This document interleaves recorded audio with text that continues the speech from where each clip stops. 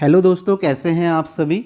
आपके सामने coding decoding का एक क्वेश्चन है। आप सभी को क्या करना है, ये क्वेश्चन करना है और इसमें जो पैटर्न यूज हो रहा है उसे ध्यान में रखना है। ये आने वाली शिफ्ट में किसी शिफ्ट में पूछा जा सकता है। तो आज एसएससी सीजीएल का एग्ज़ाम हो गया है और आप सभी ने एनालिसिस तो देख ही लिया होगा। सभी लोगों ने देखा होगा, कई एनालिसिस देखे होंगे। तो एनालिसिस तो मैं यहाँ पे आपको बताने नहीं वाला हूँ, फिर भी थोड़ा सा ओवरव्यू मैं आपको दे दूंगा कि कैसा पेपर आ रहा है। पेपर जो है पहले की तरह ही है। अगर आपने सीपीओ का पेपर किया है तो उसी की तरह आपका पेपर आ रहा है। तो यहाँ पे रीजनिंग में बात करें तो रीजनिंग में यहाँ पे कैलेंडर का कोई क्वेश्चन नहीं था। हो सकता है किसी शिफ्ट में आएगा आगे, ऐसा बिल्कुल नहीं कि इस शिफ्ट में नहीं पूछा है तो किसी शिफ्ट में आ सकता है, क्योंकि इससे पहले भी रीजनिंग में ऐसा हुआ है कि 3 क्वेश्चन पूछे गए थे इससे पहले सीजीएल एग्जाम में, किसी शिफ्ट में 3 या 4 क्वेश्चन। तो किसी शिफ्ट में कैलेंडर का क्वेश्चन पूछा जा सकता है, किसी में नहीं। ऐसा ही सिटिंग अरेंजमेंट के साथ है, किसी शिफ्ट में सिटिंग अरेंजमेंट पूछा जाएगा, किसी में नहीं पूछा जाएगा। बाकी जो रीजनिंग का पैटर्न है वो बैंकिंग लेवल का बिल्कुल नहीं है। कई लोग उस समय बोल रहे थे कि आपका बैंकिंग लेवल का आएगा, तो बैंकिंग लेवल का ऐसा कुछ नहीं है। जैसा पहले पैटर्न आता था सेम वैसा ही है। तो रीजनिंग आपका ऐसा कुछ नहीं है कि बिल्कुल ही अलग ही आ जा रही है, ठीक आ रही है। आपने तैयारी की है, कुछ टॉपिक में आपको अच्छे क्वेश्चन मिल सकते हैं, जैसे कोडिंग डिकोडिंग हो गया, मिसिंग नंबर हो गया और एनालॉजी हो गया।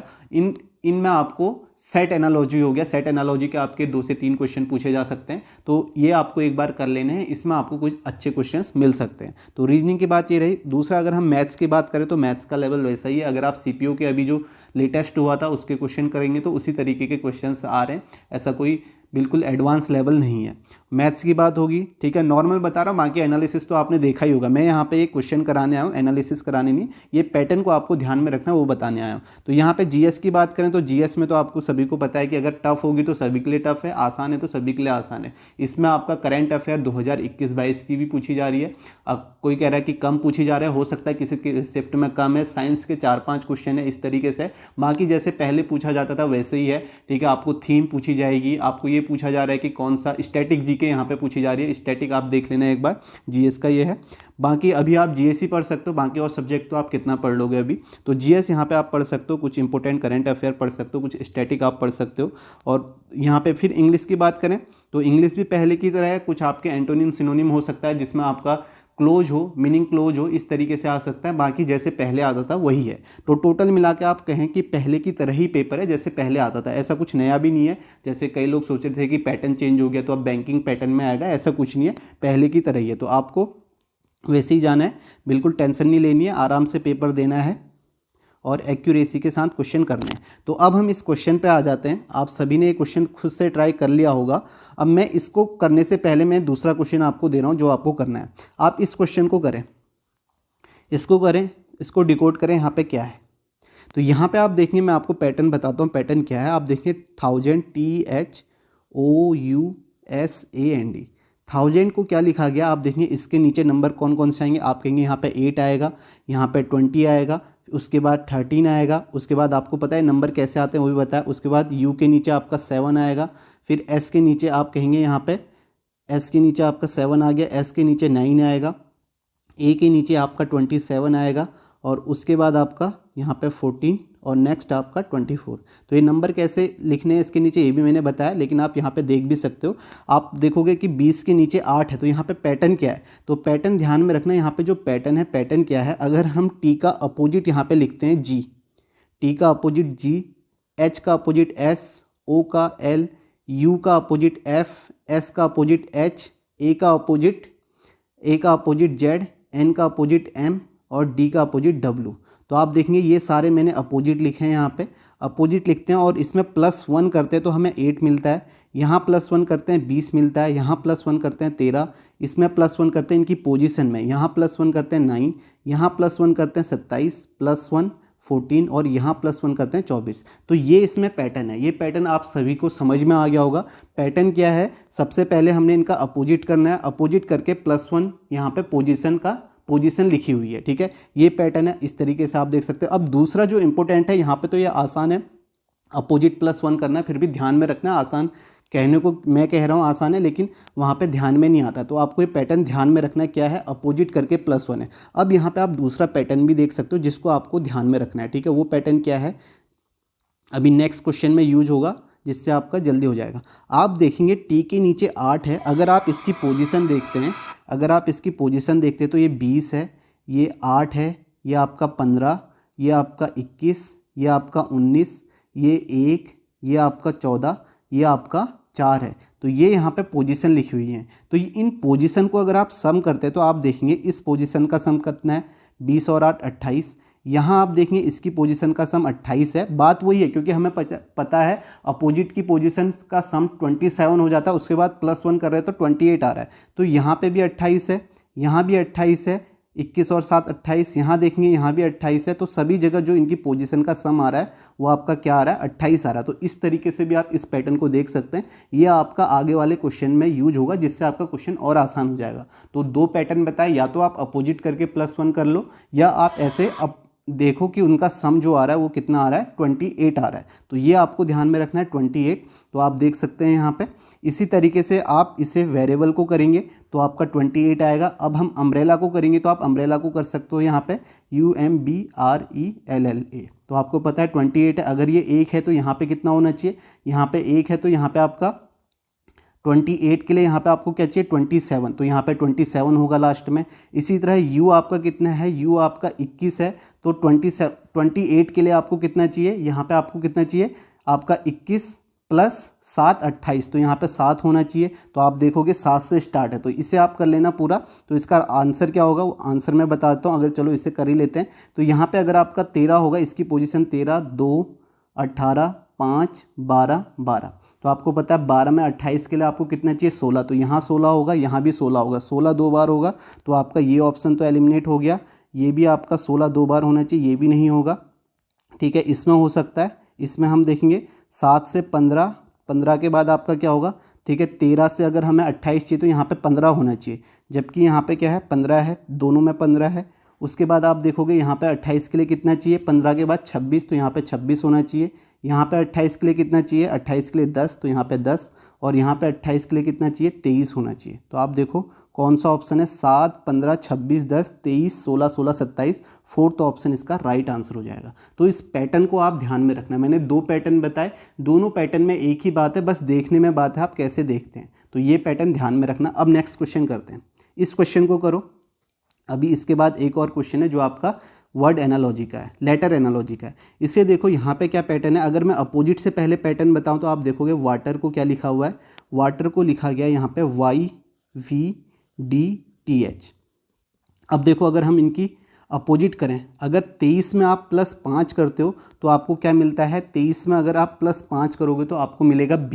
ठीक है, 26 तक जाएंगे, उसके बाद शुरू से 1 2, तो यहाँ पे B आ जाएगा और ये B का अपोजिट है।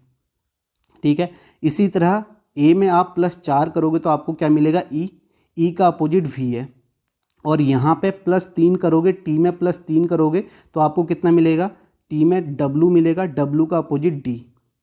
फिर यहाँ +2, E में +2 करोगे तो G मिलेगा, G का अपोजिट T है।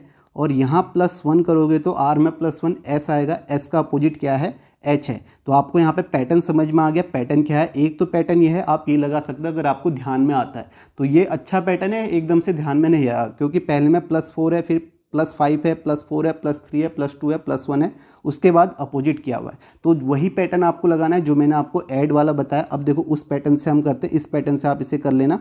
तो अब हम उस पैटर्न से करते हैं कि यहाँ पे आप कैसे लगा सकते हो ऐड वाला। ठीक है, आप यहाँ पे इनकी पोजीशन लिखोगे। देखो इसकी पोजीशन 23 है, यहाँ पे इसकी पोजीशन 1, 20, 5, 18। यहाँ पोजीशन देखोगे आपको कितनी मिलेगी, 25, 22, 4 और ये आपका 20, ये 8। अब आप देखोगे इन दोनों का सम करोगे कितना आएगा। आप देखोगे 25 और 23 कितना होता है, 48। तो अल्फ़ाबेट 26 होते हैं, तो आपको सम भी 26 के अंदर ही चाहिए। तो आपको क्या करना है, 48 में से 26 माइनस कर देना है। 8 में से 6 2, 4 में से 2 2। तो इसका सम जो आएगा, इसका सम जो आएगा वो आपका कितना आएगा, 22 आएगा। ठीक है, समझ गए होगे आप। नेक्स्ट में आप देखोगे 22 और 1, इन दोनों का सम करोगे, पोजीशन का 23 आया। इनका सम करोगे 20 4 24 आया। यहाँ पे सम करोगे 20 5 25 आया। ठीक है, और यहाँ सम करोगे 18 + 8 आपको 26 मिला। तो आप देख सकते हो जो इनका पैटर्न है, पहले का सम जो है पोजीशन का 22, 23, 24, 25, 26। ये बात समझ लेना, 23 और 25 48 है, 26 अल्फ़ाबेट है तो 26 माइनस कर देना, जो बचा है वो उसका सम है। ठीक है, तो इस तरीके से इसका 22, 23, 24, 25, 26 सम आ रहा है। तो सेम हम यहाँ पे करेंगे YVDTH। इसे आप करके देख लेना। आप देखो यहाँ पे क्या है, GRASS। अब हमें पता है इसका 8 है, ये 19 है, तो 19 और 8 कितना होता है आपका, 19 और 8 26 हो गया। ठीक है, तो यहाँ पे आप देख सकते हो 19 और 8 यहाँ पे 26, 27 तो नहीं आ रहा है यहाँ पे। ठीक है, GRASS 20 27 आना चाहिए था सम तो। सॉरी, यहाँ पे मैंने क्वेश्चन का गलत लिख दिया, यहाँ पे ये नहीं है क्योंकि ये तो इसके साथ है। ये इसके साथ है, ग्रास का आपका ये लिखा हुआ है GRASS, इसे लिखा हुआ है OEWFG। तो यहाँ पे आप देखो 19 है, 19 + 7 करोगे तो आपको कितना मिल जाएगा, 26 मिल जाएगा। यहाँ आप करोगे आपको 25 मिलेगा, इधर आप सम करोगे 24, और यहाँ सम करोगे आपको 23, और यहाँ 22 मिलेगा। तो ये पैटर्न आपको समझ में आ गया। तो सीधे आपको प्लांट को करना है PLANT। तो आपको पता है यहाँ पे इसका सम कितना है, 16, 12, 1, 14 और 20। अब हमें 26 चाहिए, तो यहाँ पे क्या होना चाहिए, 6 होना चाहिए, और 6 क्या होता है, F होता है, तभी तो 26 होगा, 6ठी पोजीशन पे F होता है। इसी तरीके से इसे आप करोगे 25 चाहिए, तो 25 के लिए आपको कितना चाहिए, यहाँ पे 25 के लिए आपको यहाँ पे 11 चाहिए, और 11 पोजीशन में K होता है, तो K आ जाएगा। और यहाँ पे आपको कितना चाहिए सम, तीसरे नंबर पे 24 चाहिए, तो 23 चाहिए, तो 23वीं पोजीशन में W होता है, तो यहाँ W आ जाएगा। यहाँ पे आपको 23 चाहिए, और ये आपका 12 है, तो 12 के लिए 23, यहाँ पे 11 होना चाहिए, तो 11 के पोजीशन पे K होता है, K आ जाएगा। और 16, यहाँ पे 16 आपको 22 चाहिए, तो यहाँ पे कितना होना चाहिए, 6, 6ठी पोजीशन पे F। तो इसका राइट आंसर आपका क्या हो जाएगा, FKWKF। ये इसका राइट आंसर होगा, जो कि आपका थर्ड ऑप्शन है। ये अच्छे क्वेश्चन है, लेटेस्ट पूछे हुए क्वेश्चन है, और सेम पैटर्न है। पैटर्न मतलब सेम है। आपने देखा अभी यहाँ पे सम 22, 23, 24, 25, 26 आया, और इसका सम 28, 28 आ रहा था। या तो आप इस पैटर्न से कर रहे हैं, या आप अपोजिट करके +1 कर सकते हैं। उस तरीके से आपको समझ में आ रहा है तो वो कर सकते हैं। तो ये पैटर्न मैंने आपको यहाँ पे दिखा दिया, आगे किसी शिफ्ट में आ सकता है। एक और क्वेश्चन है, सेम लेटर एनालॉजी का है, ठीक है, इसे भी आप कोडिंग डिकोडिंग ही बोलते हैं। यहाँ भी देखोगे सेम पैटर्न है, DAIRY। अब पहले हम इसे लिखा हुआ है TXOGY। पहले हम इसे अपोजिट करके कर लेते हैं। आप देखो T है, तो इसमें अगर आप +3 करते हो तो आपको G मिलता है, G का अपोजिट T लिखा हुआ है। फिर A में आप देखो, A में +2 करते हो C मिलेगा, C का अपोजिट X है। I में +3 करते हो 12 मिलेगा, 12 का अपोजिट क्या है, O है। यहाँ +2 करते हो 18 में +2 करते हो आपका 20 आता है, और T का अपोजिट G है, सॉरी यहाँ पे आपका L होगा, ठीक है। 9 + 3 12, L का अपोजिट O। और सेम यहाँ पे फिर से +3 करते हो, 25 और 3 कितना होता है, B है, और B का अपोजिट क्या है, Y है। तो ये नीचे वाले जो हैं ये इस तरीके से अपोजिट है। आपने देखा पैटर्न क्या है, अगर आप अपोजिट करते हो, आप सम करते हो, तब भी यही बात है, यही चीज़ हम कर रहे हैं, बस हम पोजीशन देख के कर ले रहे हैं, जिससे आपको ध्यान में ये पैटर्न रहेगा, तो आप थोड़ा और जल्दी कर लोगे, ठीक है। अब यहाँ पर यही देखते हैं, हम इनकी पोजिशन का सम करके देखते हैं। आप देखो इसकी पोजीशन 4 है, इसकी पोजीशन 1, 9, 18, 25। यहाँ पोजीशन आप देखोगे 20, 24, 15, 7 और 25, ठीक है। अब देखो यहाँ पे जो सम आ रहा है 20, 4, 24 आ रहा है, 24 और 1 25 आ रहा है, ठीक है। इसका सम देखना, यहाँ सम देखो पोजीशन का 24, 25, फिर 15 और 9 24 आया, फिर 18 और 7 आपका कितना आ गया, 25 आ गया। और ये 25 और 25 50 होता है, और 26 से हमें 26 माइनस कर देना है, तो कितना बचा, 24 बचा। तो यहाँ पे 24। तो अब आपको समझ में आ गया। तो इनका पैटर्न क्या है, अगर आप इनका सम करें, सभी का पोजीशन का सम करें, तो आमने सामने आपको 24 25 24 25 24 25 दिख रहा है। तो सीधे आप केक्स को कर रहे हैं, CAKES, इसे करके आप देख लेना, ठीक है।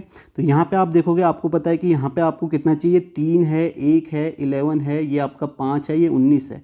आपको सम चाहिए कितना, सम चाहिए यहाँ पे 24। तो 24 चाहिए, तो आपके लिए यहाँ पे कितनी पोजीशन होनी चाहिए, आपको 21 पोजीशन होनी चाहिए, यहाँ पे 21 होनी चाहिए। और 21 पे क्या होता है, 21 पे U होता है, तो यहाँ पे U आएगा। इसी तरीके से 25 चाहिए, तो यहाँ पे क्या होना चाहिए, पोजीशन कितनी होनी चाहिए, 24 होनी चाहिए। और 24वीं पोजीशन में क्या आता है आपका, X आता है, तो यहाँ पे X आएगा, Y वाला कैंसिल हो जाएगा, ठीक है। इसी तरीके से आप लास्ट में भी देख सकते हैं, लास्ट में आपको 24 चाहिए, तो यहाँ पे आपको कितना चाहिए, 19 + 5, 19 + 5 24 चाहिए, तो यहाँ पे पोजीशन 5 होनी चाहिए। और 5वें में E आता है, तो लास्ट में E आएगा, तो ये F वाला भी नहीं आएगा, ठीक है। उसके बाद आप बीच में भी देख सकते हैं, 11 में आपको इसके बाद 24 आया, तो आपको यहाँ पे 21 चाहिए था, यहाँ पे 25 हो गया, फिर से 24 चाहिए तो 11 है, तो यहाँ पे आपको 13 पोजीशन चाहिए, और 13 में आपका क्या होता है, एम होता है, तो यहाँ पे एम आ जाएगा, तो ये आपका आंसर हो जाएगा फोर्थ ऑप्शन, आगे में टी आ जाएगा, तो UXMTE इसका आंसर होगा। इसे आपको ध्यान में रखना है। पैटर्न आपने देखा होगा, सेम पैटर्न है, और ये सारे क्वेश्चन जो हैं ये आपका लेटेस्ट पूछे गए हैं और एक ही टाइप का पैटर्न है, तो हर बार पूछा गया, तो इसलिए मैंने ये क्वेश्चन आपको करा दिए। आने वाली शिफ्ट में ये पैटर्न आपका आ सकता है, तो इनको ध्यान में रखना, ठीक है। आप अपोजिट करके करें या आप ऐसे सम करके करें, दोनों से आप कर सकते हैं। मैं आपसे ये कहूँगा कि सम करके आपको जल्दी ध्यान में आ जाएगा अगर आपने ये पैटर्न देखा होगा और एग्जाम में आता है, ठीक है। तो यहाँ पे पहले आपको ऐसे ही देखना है कि आप डायरेक्ट ये मत लगाना, अगर आपको कोई और पैटर्न समझ में नहीं आता है तो एक बार इसे भी ध्यान में जरूर रखना, ठीक है। तो ये आप देख सकते हैं, यही आपको बताना था। बाकी एनालिसिस तो आप देखते रहेंगे, मेरे कहने से आप रुकेंगे नहीं, तो एनालिसिस आप देख सकते हैं, जो भी हर शिफ्ट का आपका आता है वो आप देख लीजिए। यूट्यूब में काफ़ी लोग कराते हैं, जो भी आपको ऑथेंटिक दिखता है उन्हें आप करिए। बाकी क्वेश्चन तो आप शेयर, अब मुझसे तो कोई शेयर नहीं कर रहा है, मैं तो ये भी नहीं कहूँगा कि कोई शेयर करे, तो आप खुद समझिए। पैटर्न जो है, जो लेवल है पहले की तरह ही है, जैसा अभी CPU का पेपर आया था वैसे ही क्वेश्चंस हैं। कुछ क्वेश्चंस अच्छे हो सकते हैं तो उन्हें आपको स्किप करना है वहाँ पे। जैसे रीजनिंग में तो मैंने आपको कई बार बताया कि किन क्वेश्चनों में आपको वहाँ पे प्रॉब्लम हो सकती है, जो क्वेश्चन आपको वहाँ पे थोड़ा टाइम लग सकता है, यही आपके लॉजिक वाले क्वेश्चन होते हैं, तो इन्हें आपको पहले एकदम से आ जाता है तो ठीक है, नहीं तो उनको बाद में करना है, ठीक है। किसी भी एक क्वेश्चन में आपको ज़्यादा देर तक नहीं टिकना है, ईगो नहीं लाना है, ये मैं पहले भी बता चुका हूँ। तो बस यही था एनालिसिस, बाकी कुछ नहीं है। तो बस इसे यहीं पे ख़त्म करते हैं। ये पैटर्न आप एक बार ध्यान में जरूर रखना, किसी ना किसी शिफ्ट में आगे पूछा जा सकता है, क्योंकि ये सारे क्वेश्चन अभी लेटेस्ट पूछे गए हैं। तो